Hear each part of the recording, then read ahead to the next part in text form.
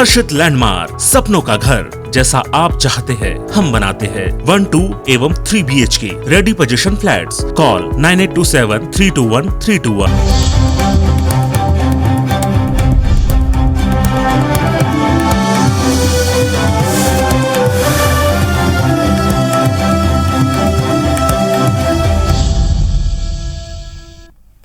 नमस्कार, बहुत स्वागत है आप सबका। मैं हूं पुनीत पाठक और आप देख रहे हैं मेरा मध्य प्रदेश।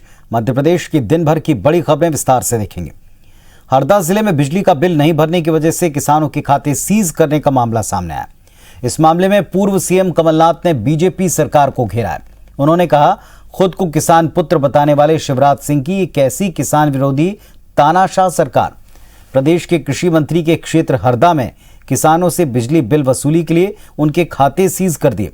किसानों के खसरे की कॉलम नंबर 12 में ड्यू राशि की एंट्री की जा रही है। वसूली का ये कैसा तानाशाही तरीका।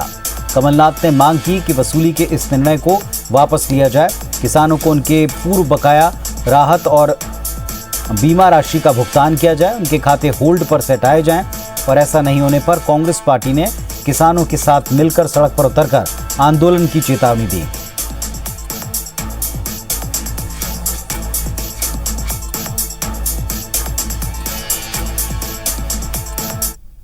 जब से भारतीय जनता पार्टी की सरकार बनी है, किसानों को किसी प्रकार का कोई राहत आज दिनांक तक नहीं मिला। हमने जो किसानों की कर्ज माफ़ी की योजना चालू करी थी, उस कर्ज माफ़ी की योजना को भी भारतीय जनता पार्टी की सरकार बनने के बाद उसको बंद कर दी। तो किसानों के खाते सीज करने का आरोप लगाया कृषि मंत्री को। सरकार को घेरते हुए उन्होंने कहा कि ये उनके इलाके में सब कुछ हो रहा है और ये कैसी सरकार के ऊपर सवाल उठाए और किसानों के साथ आंदोलन की बात की। हमारे सहयोगी नवीन कुमार सिंह इस वक्त भोपाल से हमारे साथ जुड़ रहे हैं। नवीन, लगता नहीं कि ये मुद्दा जल्द शांत होगा। जिस अंदाज में ट्वीट किया, जिस अंदाज में कांग्रेस ने कहा, लगता है ये बड़ा मुद्दा बनेगा। देखिए पुनीत, मध्य प्रदेश में 3 विधानसभा सीटों पर और 1 लोकसभा सीट पर उपचुनाव होने हैं और 2 साल बाद लगभग 2023 में विधानसभा चुनाव भी होने हैं। कांग्रेस जानती है कि जब तक किसानों को कांग्रेस अपने फेवर में नहीं करेगी, तब तक सत्ता की सीढ़ियां बहुत आसान कांग्रेस के लिए नहीं होंगी। यही वजह थी साल 2018 में जो विधानसभा चुनाव हुए थे, कांग्रेस ने 15 साल का सूखा खत्म किया था और सत्ता में आई थी। कांग्रेस जानती थी उस वक्त भी कि अगर किसानों को अपनी तरफ नहीं लिया गया तो बहुत मुश्किलें हो जाएंगी। इसलिए कांग्रेस ने ये नारा भी दिया था, बिजली बिल हाफ और किसानों को कर्जा माफ। इसी मसले पर और किसान ही बीजेपी और कांग्रेस के दोनों के ही एजेंडे पर रहे हैं। लगातार कांग्रेस की तरफ से कोशिशें होती रही हैं। सत्ता भले कांग्रेस की मध्य प्रदेश से चली गई हो, लेकिन कांग्रेस तब भी और अब भी इसी कोशिश में है कि किसान कहीं ना कहीं कांग्रेस के साथ रहें तो आसानी होगी अगले चुनाव में जीत हासिल करने में। इसीलिए लगातार कांग्रेस हमलावर है भाजपा सरकार के खिलाफ। कांग्रेस को एक बड़ा मौका मिला है। हरदा में कुछ किसानों के जो है खाते उनको सीज कर दिया गया है। ये खबर जैसे ही मध्य प्रदेश के पूर्व मुख्यमंत्री कमलनाथ को मिली, कमलनाथ ने भी ट्वीट किया। कमलनाथ ने मुख्यमंत्री शिवराज सिंह चौहान का हवाला देते हुए उनसे पूछा, क्या ये सुशासन है? मध्य प्रदेश के मुख्यमंत्री खुद को किसान का बेटा बताते हैं और इस तरीके से मध्य प्रदेश के किसानों के साथ व्यवहार मध्य प्रदेश की सरकार कर रही है। कर्ज माफ़ी करने के बजाय उनके खाते सीज किए जा रहे हैं और दूसरे कॉलम में उनकी जो बकाया राशि है उसकी भी एंट्री की जा रही है। तो इस तरीके से लगातार हरदा में किसानों के साथ दुर्व्यवहार हो रहा है और ऐसा तब हो रहा है जब कृषि मंत्री जो मध्य प्रदेश के हैं कमल पटेल, वो हरदा ज़िले से ही आते हैं।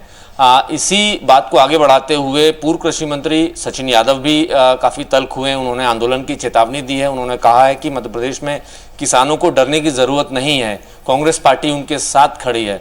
लगातार पूर्व कृषि मंत्री सचिन यादव मध्य प्रदेश की सरकार पर और खासकर कृषि मंत्री कमल पटेल पर बरसते रहे हैं। चूँकि अभी खंडवा में लोकसभा का उपचुनाव भी है, 3 विधानसभा सीटों के उपचुनाव है। कांग्रेस जानती है कि अगर किसानों के मसले को कैरी अगर कांग्रेस ने नहीं किया तो आने वाले दिनों में मुश्किलें हो सकती हैं। हालांकि न सिर्फ हरदा का मसला, इसके पहले भी खरगोन में जो आदिवासी खरगोन में जो किसान ने खुदकुशी की थी उस पर 6 से 8 लाख का कर्जा था, तो उस मसले को भी कांग्रेस पार्टी ने जोर शोर से उठाया था। तो कांग्रेस लगातार इसी कोशिश में है कि कहीं ना कहीं उनको किसानों का साथ उसी तरीके से मिले जो 2018 के विधानसभा चुनाव में मिला था। पुनीत, चलिए, बहुत शुक्रिया नवीन आपका इस पूरे अपडेट के लिए। तो जिस तरह नवीन हमको बता रहे हैं कि इस पूरे मसले पर जिस तरह कांग्रेस पार्टी ने आवाज उठाई है, किसानों के साथ एक आंदोलन की चेतावनी भी दी।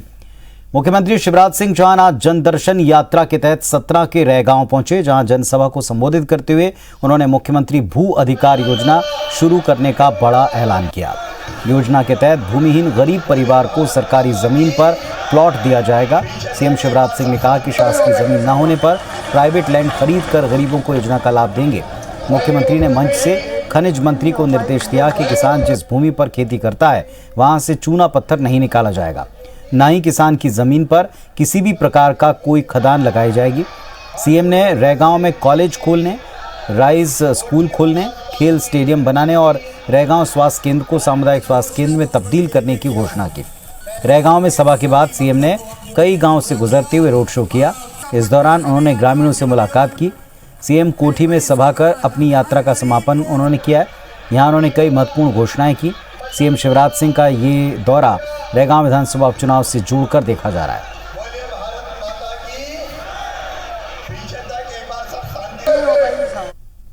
मुख्यमंत्री भू अधिकार योजना हमने फैसला किया है कि हम ऐसे गांवों का सर्वे करेंगे और जिनके पास परिवार बड़ा है लेकिन रहने की भी जगह नहीं बची, उन सबको पट्टा देके रहने की जमीन का मालिक मध्य प्रदेश की धरा पर बनाया जाएगा।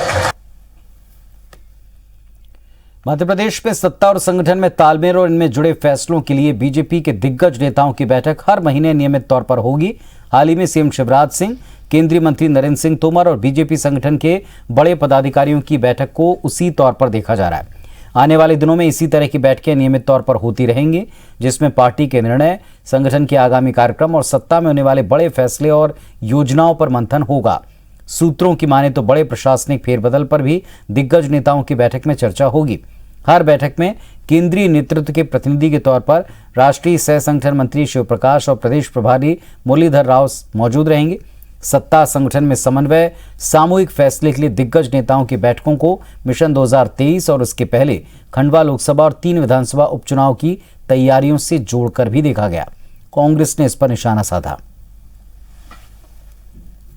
भारतीय जनता पार्टी में यूं भी एक व्यक्ति फैसला नहीं करता, सामूहिक रूप से फैसले होते थे। एक व्यवस्था है, एक पद्धति है, उसके आधार पर होता है और उसी से परिणाम निकलते हैं। इसके कारण लगातार दिन प्रतिदिन पार्टी की जो संख्या है बढ़ती जा रही है लोगों। इसका मतलब है कि अभी तक सामूहिक फैसले नहीं होते थे बीजेपी में, और दूसरी चीज़ कैबिनेट का के लिए होती है, सामूहिक फैसले के लिए होती है। अगर जो सामूहिक फैसले अभी तक नहीं हो रहे थे तो बीजेपी जो सामूहिकता की बात करती वो झूठी थी, तो उसी तरह से इनके सारे एजेंडे उसी पर खड़े हुए हैं। चलिए अब देखते हैं बिग न्यूज। मधुकुंज अगरबत्ती प्रेजेंट्स बिग न्यूज। अगरबत्ती हो तो मधुकुंज।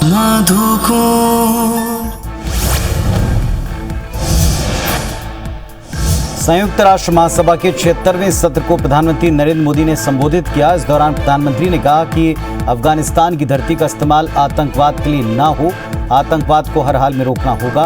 अंतर्राष्ट्रीय समुदाय को इसके लिए एक स्वर में आवाज बुलंद करनी पड़ेगी।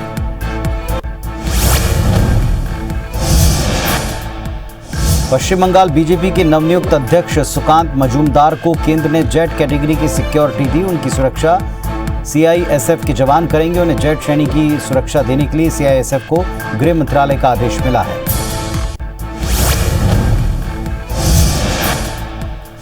नेशनल कॉन्फ्रेंस के अध्यक्ष फारूक अब्दुल्ला ने भारत सरकार को तालिबान से बातचीत करने की सलाह दी। फारूक अब्दुल्ला ने कहा, भारत ने अलग अलग प्रोजेक्ट्स पर वहां अरबों रुपए खर्च किए, हमें वर्तमान अफगान शासन से बात करनी चाहिए।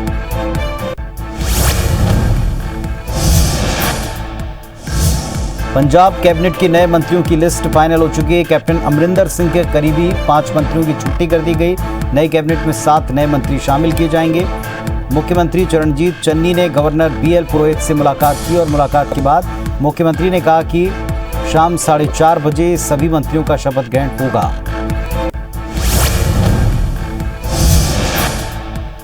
संयुक्त किसान मोर्चा ने देश के लोगों से केंद्र के कृषि कानूनों के खिलाफ 27 सितंबर को भारत बंद में शामिल होने की अपील की। किसान आंदोलन की अगुवाई कर रहा SKM 40 से अधिक कृषि संगठनों का प्रमुख संगठन है।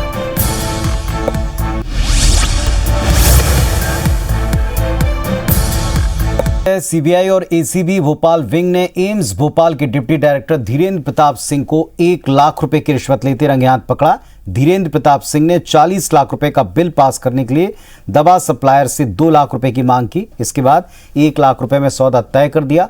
दवा सप्लायर ने सीबीआई से इस बात की शिकायत की। जांच में शिकायत सही पाई गई, जिसके बाद सीबीआई ने धीरेन्द्र प्रताप सिंह को वहां बुलवाया। दवा सप्लायर ने जैसे ही उन्हें 1 लाख रुपए दिए तो वहां सीबीआई के अफसरों ने रंगे हाथ गिरफ्तार किया। एम्स प्रशासन अपने स्तर पर डिप्टी डायरेक्टर के खिलाफ कार्रवाई की तैयारी में है। कार्रवाई का जायजा हमारे सहयोगी सत्येंद्र ने लिया है। एम्स के डिप्टी डायरेक्टर धीरेन्द्र प्रताप सिंह को सीबीआई ने 1 लाख रुपए की रिश्वत लेते हुए रंगे हाथ ट्रैप किया है। सीबीआई की टीम जो है डिप्टी डायरेक्टर धीरेन्द्र प्रताप सिंह के घर जो स्टार एवेन्यू शाहपुरा थाना क्षेत्र में जो आता है वहां पहुंची है। सीबीआई की टीम जो है इस समय उनके घर में छानबीन सर्चिंग जो जारी है और इस समय पड़ताल उनके घर में कर रही है। फ्लैट नंबर 504 धीरेन्द्र प्रताप सिंह का है। इसके घर के अंदर भी धीरेन्द्र प्रताप सिंह सीबीआई टीम उनके लेके जा चुकी है।